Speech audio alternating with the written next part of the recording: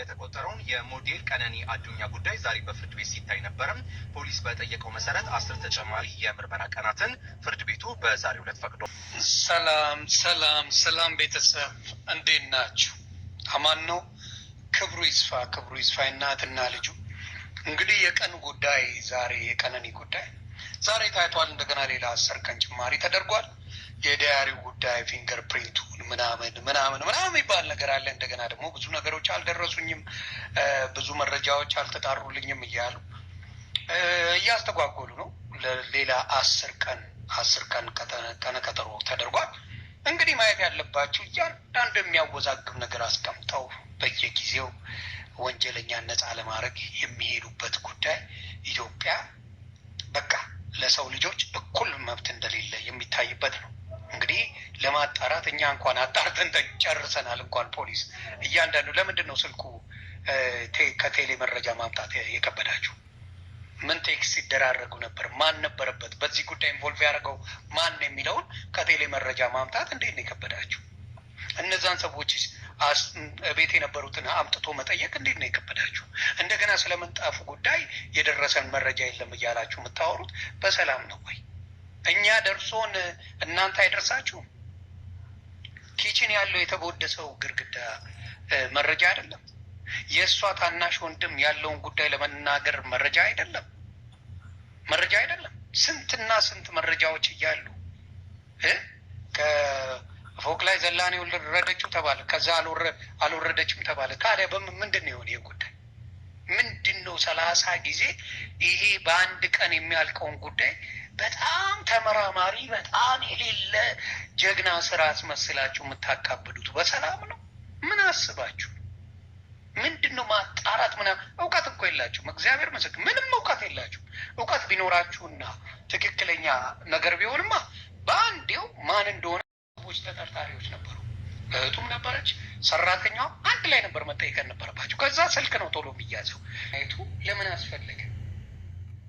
እውነት የእሷ እውነተኛ ፍቅረኛ ቢሆን ነው ሙዚቃ ኮንሰርት ለማዘጋጀት እቅድ ያለው እውነት ነው? አብረው የበሉ የጠጡ የሸሹበት ምክንያት ለምን ሆነ? እሱም ፈርተውት ነው ወይስ የእሱ ማንነት ከምን ጋር የተያያዘ ስለሆነ ነው? ስለዚህ የቀነኒን ጉዳይ ዝም የምንለው ነገር የለም።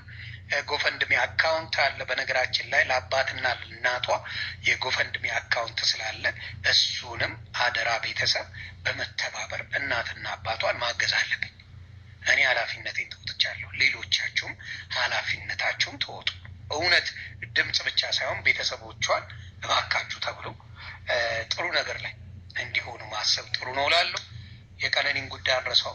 የሴቶች ጉዳይ ስለሆነ ሙሉ በሙሉ እስከ መጨረሻው ድረስ ይህን ጉዳይ እንከታተላለን። ሰላማችሁ ይብዛ። አደራ። የአደጋ ጊዜ ተጠሪ ማን ነው ተብሎ ይመዘገባል አይደል?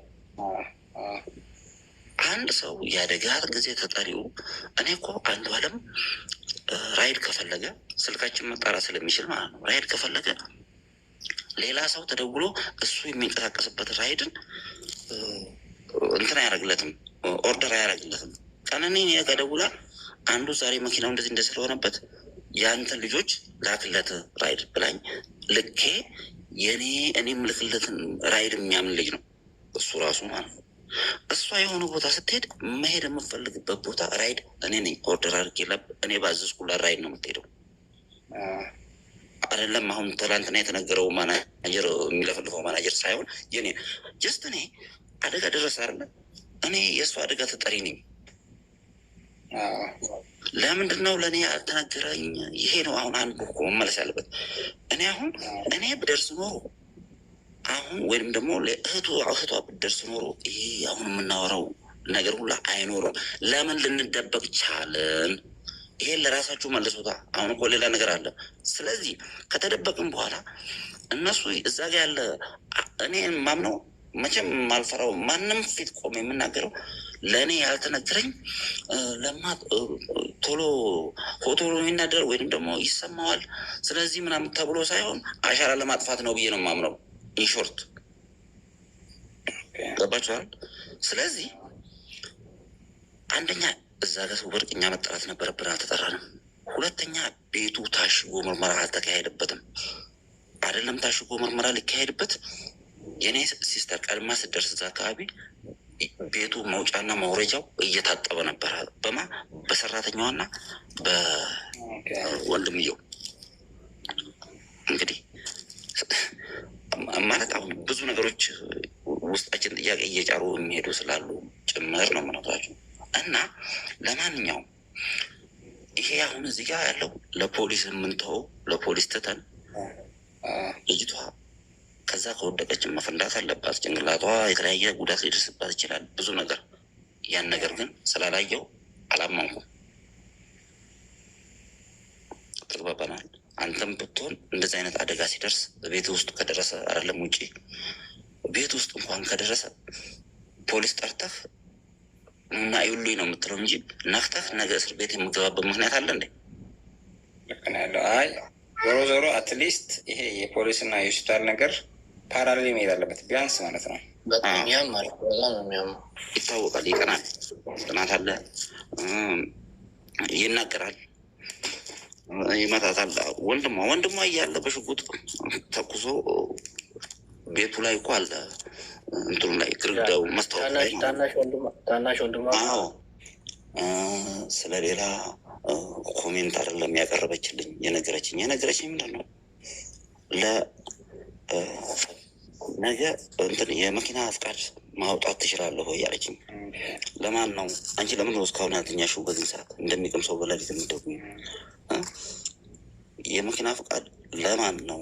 ለአንቺ ከሆነ አውጣልሻለሁ፣ ለሰው ከሆነ ግን አልኳት እያሾፍኩባት ገንዘብ ትከፍያለሽ ስላት፣ አይ ለአንዱ ነው፣ አንዱ አለ እየሰማህ ነው አለችኝ። ስለዚህ በቃ ተኝና ጠዋት ደውልኝ፣ ሄደን እናወጣለን። የመኪና ፍቃድ ስል መንጃ ፍቃድ አይደለም፣ መኪና ለማስገባት ነው።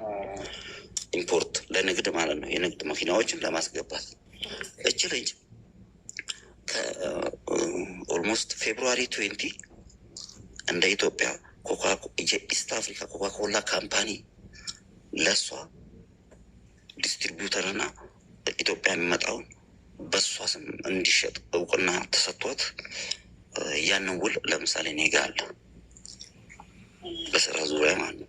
ሌላ ትላልቅ ስራ ለመስራት ባለ 5 ኮከብ ፎቅ ለመስራት የተሰጣቸው መሬት አለ። እዛ ላይ ስንወያይ ነበረ።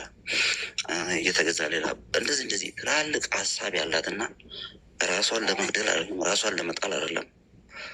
እንደዛ አይነት ሀሳብ ያለውን ሰው እንኳን ካለ የምትመክር ልጅ ነች። በረኪና ልጠጣ አታደርገውም። ምን አታ ነው እንጂ በረኪና ልጠጣ? ሀይ ዓለም እንዴት እየኖረ እንዳለ ባይዘው። አንዳንድ ጊዜ አንድ ነገር ላንሳላችሁ። እናንተ ቆይ እስቲ አንዳንድ ሶሻል ሚዲያ ላይ ያለ ሰው እንዴት እንደሚያስብ ይገርመኛል። እስቲ አሁን ወጣ በሉና ዙሪያችሁን እዩት እስቲ። ስንት ሰው ቀጠሮ ስላለው ይሄን ነገር እያንዳንዱ ሰው እንዲሰማ አድርጉ። ሰላማችሁ ይብዛል።